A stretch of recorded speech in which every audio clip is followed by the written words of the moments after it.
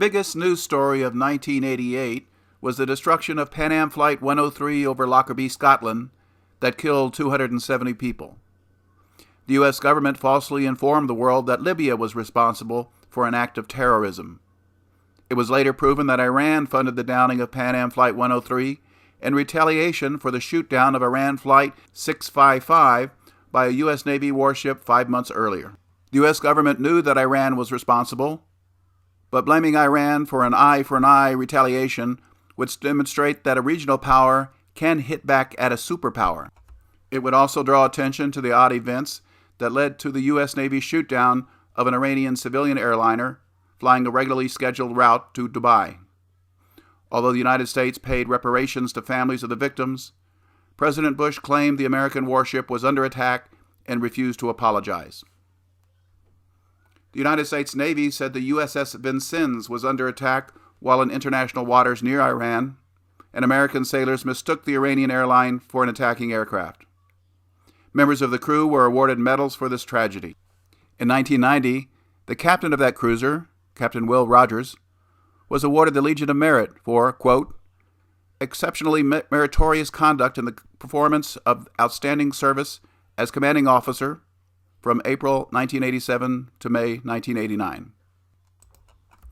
A 1992 Newsweek cover story, Sea of Lies, shredded these lies with a factual account that included videotape of the incident. See the article linked below. The USS Vincennes was never under attack. Captain Rogers claimed his ship's helicopter was fired upon and stormed into Iranian waters, shooting at Iranian patrol boats that posed no threat. None of the Iranian boats were hit and fled without firing back. No Iranian military aircraft were in the area. The decision to shoot down a large, unidentified ascending aircraft some 30 miles away was inexcusable. A Navy inquiry learned that the nearby American frigate, USS Sides, also tracked the Iranian airliner and identified it correctly. The Navy inquiry was critical of Captain Rogers, but found no criminal wrongdoings. Since Rogers' previous assignment was in the Office of Chief of Naval Operations, one might assume that he was given command of the Vincennes with secret high-level encouragement to provoke conflict with Iran. The CIA effort to blame Libya for the bombing of Pan Am Flight 103 was successful until former Defense Intelligence Agency agent Lester Coleman decided to blow the whistle and write a book. He had grown furious at American policies in the region, especially the Iran-Contra affair, in which President Reagan secretly allowed the sale of U.S. Army weapons to Iran to raise funds to support the Contras in Nicaragua. The 1993 publication of Coleman's book, Trail of the Octopus, was halted by a U.S. federal court because of claims of libel. This is normally a civil matter that arises after publication, but suppressing the truth requires preemption. While attempting to clear his book for publication, Coleman submitted an affidavit that a bag of heroin, bound for a U.S. Drug Enforcement Agency drug sting, was switched for a bag of explosives on Pan Am 103. A federal judge declared it false and ordered Coleman arrested for perjury. He was released several months later and fled to Sweden, where he was granted political asylum. Coleman's book notes that Iranian leaders were furious that the commercial aircraft was destroyed, killing 259 innocent civilians. Blowing up an American airliner would be ideal revenge. Through their contacts with the Beirut Popular Front for the Liberation of Palestine, a revolutionary group known as the PFLP, Iran was told a bomb could be placed on an American airliner for a price. Beirut is a traditional transit point for illegal narcotics and a major station for the U.S. Drug Enforcement Administration, known as the DEA. The PFLP was also in the drug business. The DEA had arrested one of its drug couriers, Khalid Jafar, as he arrived in New York by air. He cut a deal for a lesser sentence and continued to smuggle heroin to New York City so the DEA could track its distribution network. Another theory is that he was a drug mule for the CIA. To ensure their drug mule got to New York safely, agents of the U.S. Defense Intelligence Agency carried his checked baggage past airport security. The PFLP learned this mule was a snitch about the same time the Iranians were shopping for a way to down an American airliner. The solution was to place a time-delayed, altitude-triggered bomb in the bag of the drug courier. This would explode on its final leg to New York when it was mostly full of Americans, killing the snitch as well. The plan worked perfectly, killing nearly the same number of innocents that the USS Vincennes claimed. As an added bonus, they selected a flight with 4 U.S. intelligence officers on the passenger list. Matthew Gannon, the CIA's deputy station chief in Beirut, Major Chuck McGee, a U.S. Army officer assigned to Beirut, and 2 other CIA officers. The DEA was in panic after Pan Am 103 blew up. They had never bothered to search the suitcase to ensure it only had heroin as they smuggled it through security for the Pan Am flight.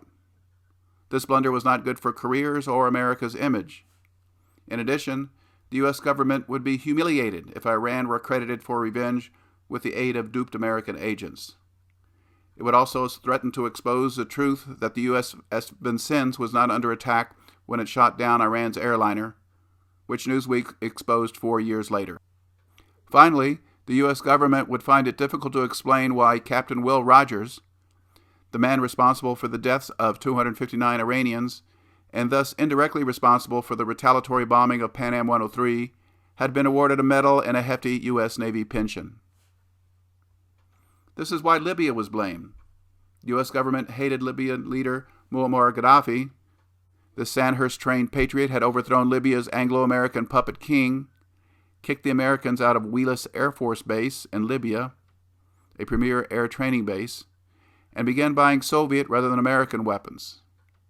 Worst of all, he wasted his nation's oil wealth improving the lives of Libyans rather than investing in Western banks.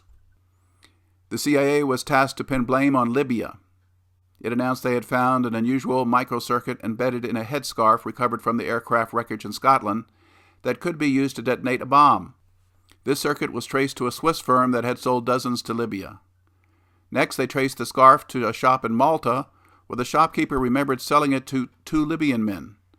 This shopkeeper's memory was so impressive that he was able to identify photos of the 2 men, and they were Libyan intelligence agents. Libya knew the charge was bogus and refused to surrender the 2 innocent Libyans for trial in Scotland. The United States and Britain pressured the UN to impose economic sanctions. The cover-up was complete, but economic sanctions hurt Libya. So Gaddafi relented and surrendered the 2 accused Libyans for trial. Trial preparations went on for years, but the trial itself went poorly for the prosecution. The Swiss manufacturer testified that the timing device found at Lockerbie was not the type delivered to Libya. The Malta shop owner never clearly identified the Libyan agent thought to have purchased the scarf found in the Pan Am 103 wreckage where the timing device was embedded. Oddly, only 1 Libyan was convicted and the other set free. Was this a compromise by Scottish judges? After the trial, Libya accepted blame for the bombing of Pan Am 103 and compensated families of the victims in exchange for lifting sanctions. Problems soon arose after Libya's defense team learned that the Scottish court had suppressed evidence. German investigators had established that the Iranian government paid millions of dollars into a Swiss bank account belonging to colleagues of the PLFP terrorist Abdul Talab 2 days after the Lockerbie bombing. This new evidence resulted in appeals, and the wrongly convicted Libyan was freed in 2012. Jim Swire, spokesman for the Lockerbie family, said, "We have always believed that the man in jail for the bombing should not be there. It is obvious to anyone who researches this issue that the Lockerbie bombing was one of the largest cover-ups in history. The U.S. government will never admit that Iran successfully retaliated. This would not only prove embarrassing, but require the prosecution of those involved in fabricating and suppressing evidence. Libya would deserve reimbursement for money it paid families, and possibly for the effects of the unwarranted economic embargo. As a result, the official history that Libya was responsible for the 1988 Lockerbie tragedy will remain a false tale." The USS Vincennes did not intentionally shoot down a civilian airliner, but Captain Rogers' reckless and lawless behavior created an environment that caused this tragedy. The failure of the U.S. government to tell the truth, apologize, and punish those responsible led to the retaliatory bombing of Pan Am 103.